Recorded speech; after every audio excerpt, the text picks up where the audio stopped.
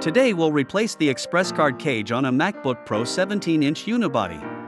You need a Phillips 000, Torx T6, a plastic spudger, and replacement cage part number A1234-5678. Power down, disconnect all cables, and remove the battery to expose the chassis.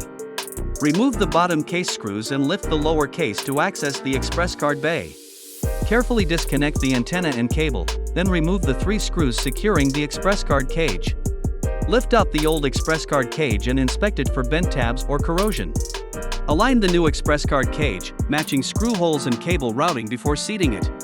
Now a quick montage as we secure screws and reconnect cables. Reconnect the antenna and cable, verify the connectors are fully seated, then reinstall the lower case.